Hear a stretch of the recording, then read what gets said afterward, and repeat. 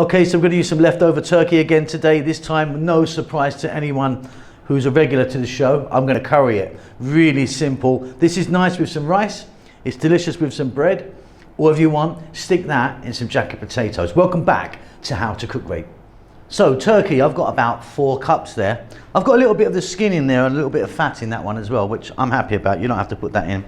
2 cups of chopped tomato, 1 cup of chopped onion. Here I've got some oil. I've got a couple of tablespoons of oil. I'm using coconut oil. Use any oil you want. 2 tablespoons, optional, this is completely by the way, of some cashew nuts. I just like them in the mix. Today I'm using curry powder. Usually I use, the separate spices, but today I've got a curry powder that I've made myself anyway. It's beautiful.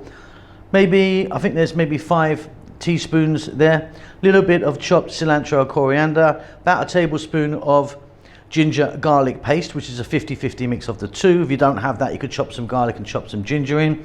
And then fresh chili to taste, up to you. Mixing bowl, all in, give it a quick mix.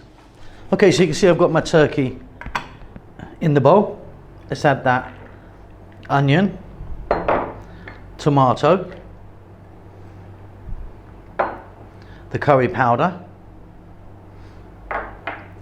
the cilantro or coriander, fresh chili to taste, garlic ginger paste, those optional cashew, oil just to sort of bring it together. Like I say, I'm using coconut oil, but you could use something completely different, and some salt.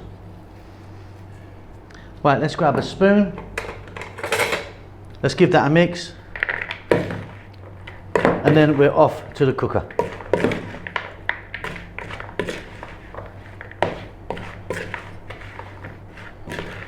So I'm on an above medium heat there. We're going to get our mixture, we're going to drop it in. You don't need to add any oil to the pan.